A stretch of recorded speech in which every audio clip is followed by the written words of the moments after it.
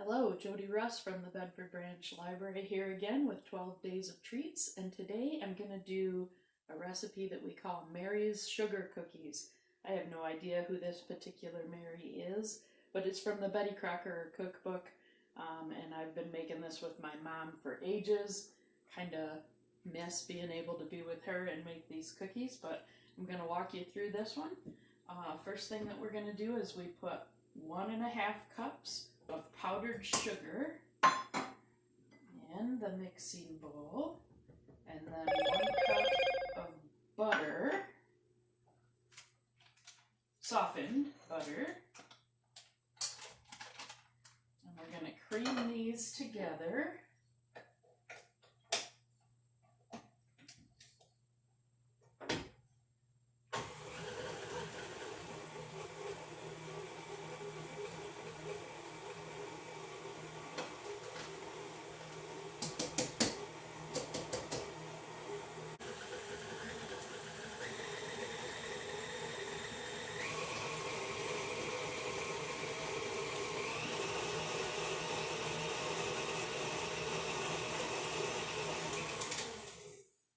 Okay, so that's looking nice and whipped and creamed together. Can you see that? Just a little view of that.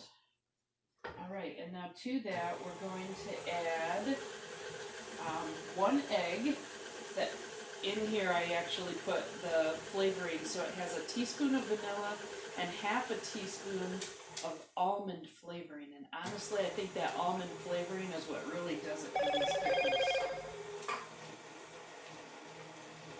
Absolutely love the little flavor that gives it.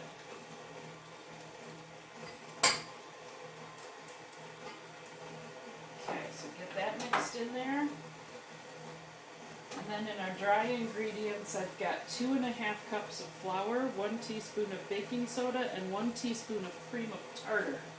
So we're going to put this in. But before I do that, I'm going to stick my little... I have one of these handy shoot things for my KitchenAid mixer that I really should be using, because it makes it so that stuff doesn't poop all over the place at you.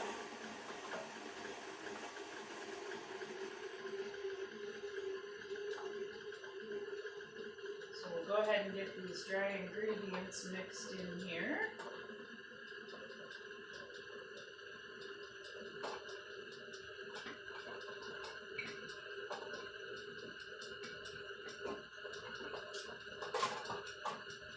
See it all coming together in a dough. My mixer's starting to hop around a little bit. Clear the dishes out of the way. I'm going to scrape that down.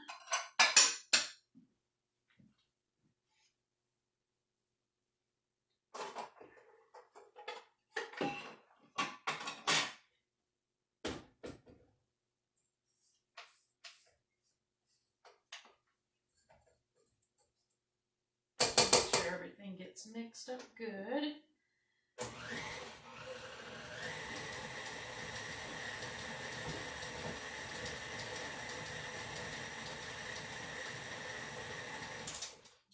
Alright, so this forms kind of a stiff dough at this point. Now, the next step is you've got to refrigerate this dough. So we always refrigerate. My mom usually mixes this stuff up in the evening and then refrigerates it overnight, and then we put it together first thing in the morning. But we're just going to refrigerate it for about an hour at this point until it gets nice and cold. It makes it easier to work with and easier to roll out. So we'll be back in a little bit when these get hardened up. Okay, so 2 more steps for making the cut up sugar cookies for Christmas time.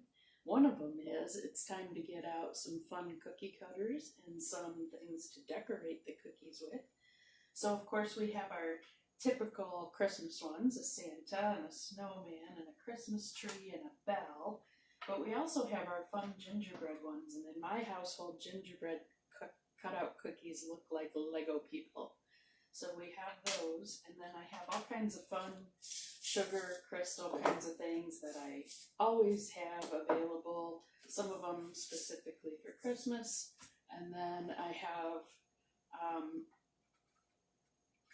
colored stuff to add to our frosting in case we want to do something fun and make some different kinds of designs with the frosting.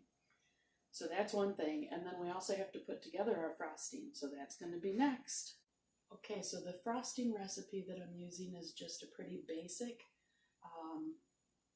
frosting for frosting cakes. It calls for shortening in the recipe, and I personally prefer the taste of butter to shortening, so I am going to use half shortening and half butter. You can actually do an exchange for butter for shortening in recipes at an even 1-to-1 ratio, but the shortening does give it a little bit different texture and makes it a little bit more spreadable than the butter does, so that's why I'm going with half and half on this one. So we have half a cup of shortening and half a cup of butter, so it's a cup total. And then to that, we're going to do a teaspoon of vanilla.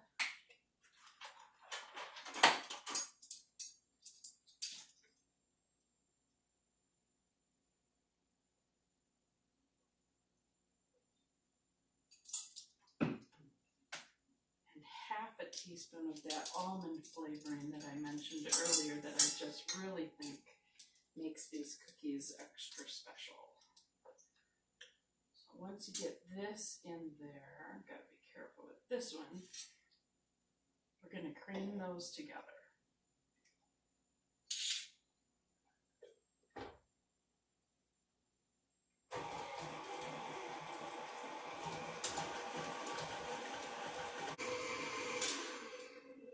Okay, so we've got the shortening butter and flavorings all creamed together nicely. Now to that, we're going to separate this out a little bit. So there's 4.5 cups of powdered sugar that you run through a sifter. So the sifter helps make it nice and light, but you're not going to put all that in at once. So right now I'm going to put in 2.5 cups of the sugar, and then you kind of alternate in tablespoons of milk until it gets to the right consistency with the rest of the sugar. So we're going to try doing this with a plastic bag to put the frosting on. So we really want to try to get it a nice consistency for that. So let's go with the 2.5 cups of sugar now. I put my spout back on so I don't poop it all over the place.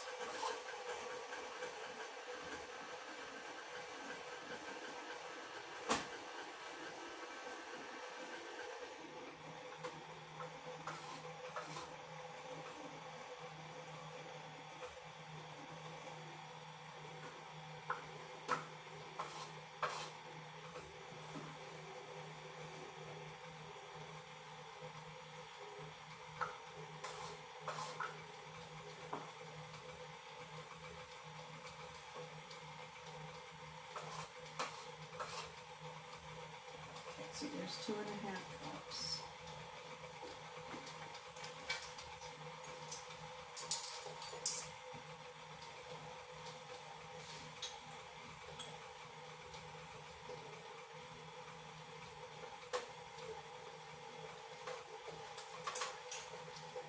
Just kind of drizzle that tablespoon of milk in, and then 1 more tablespoon of milk.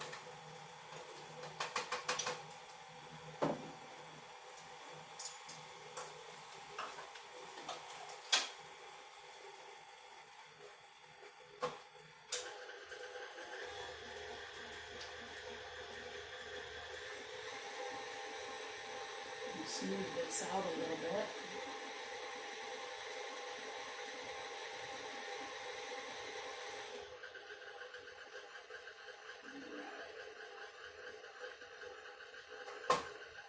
I'll put in another cup of powdered sugar.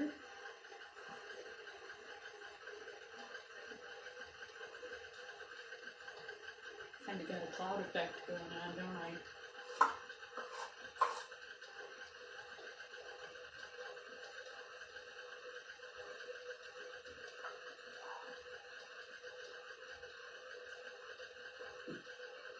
Looks like it can still take a little bit more of this before we need the milk.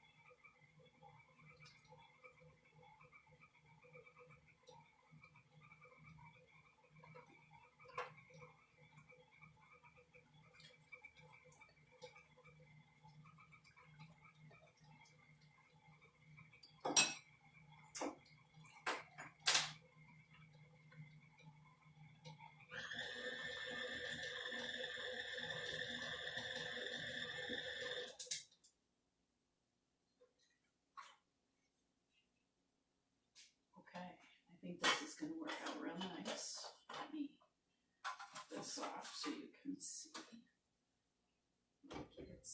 It's thick, but it's not so thick that it won't.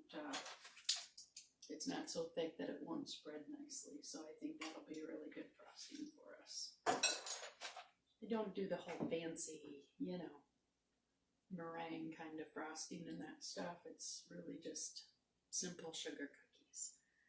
So our dough is about cooled enough. We're gonna get ready to roll that out in just a minute. That should be good so you guys can see that. So you want to make sure you have flour on the counter so that the dough doesn't stick to it. And then the dough's pretty stiff at this point because it has been being refrigerated. So I'm gonna put a little bit of flour on my rolling pin too and just start working at this. You can see how hard it is, but it'll soften up pretty quick and get to rolling here. My oven's hot. So these cookies bake for 7 to 9 minutes at 375. Now, this is all your own personal preference. So if you like your cookies a little softer, you're going to want to keep the dough a little bit thicker. I like these particular cookies to be, they're just so light and crispy when you cut them a little thinner.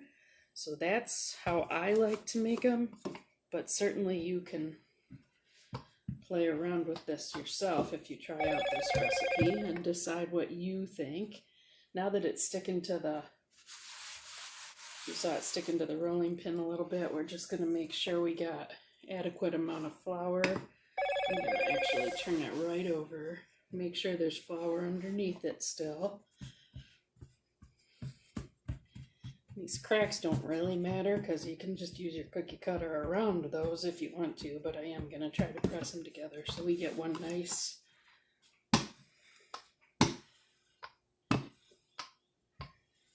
piece of dough.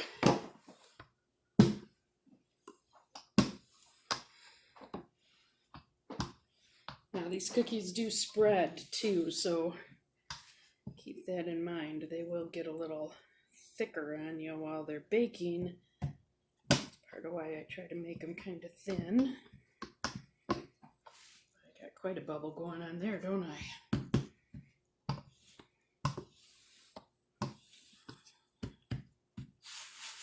Okay, I don't know what this thickness is. I'm gonna say this is like 1/4 of an inch thickness, maybe. All right, let me put this aside and grab a couple cookie cutters so you can see this. When my daughter does these, we always make sure we have even amounts of every cookie cutter. So I'm gonna try to do that for her. So you just take your cookie cutter, push it right down in there, lift it out. Sometimes the cookie will stick in the cutter, sometimes the cookie will stay on the tray, but here's a cute little snowman. So let me just go ahead and cut some of these out. It's always kind of like playing Jenga to get them lined up just right. So there's a Christmas tree. Here's a different kind of Christmas tree.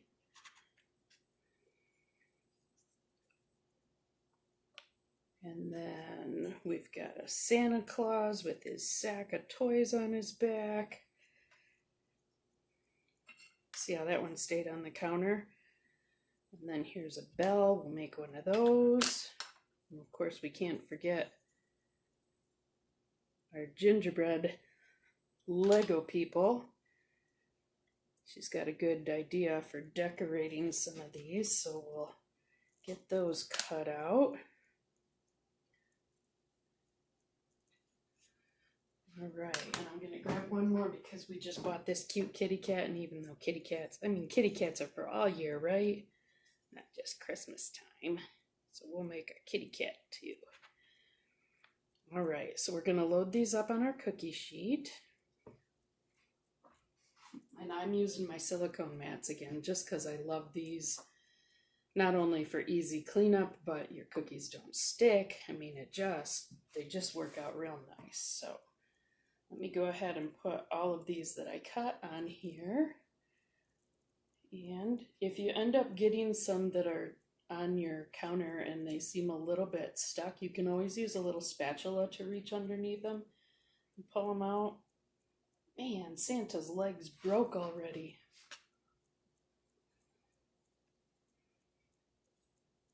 This one feels a little bit stuck too. So here's our bell. Here's our Lego girl.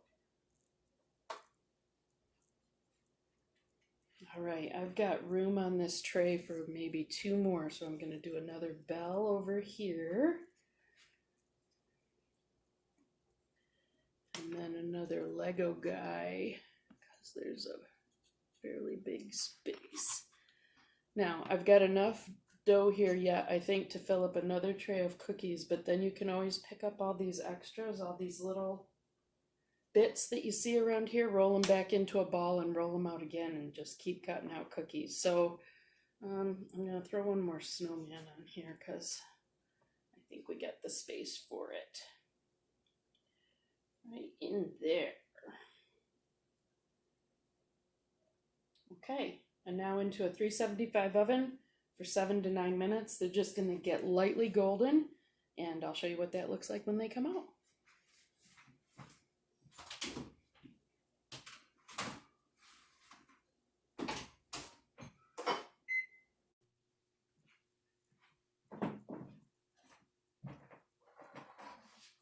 Okay, pulled our first tray out of the oven. I just wanted to show you these.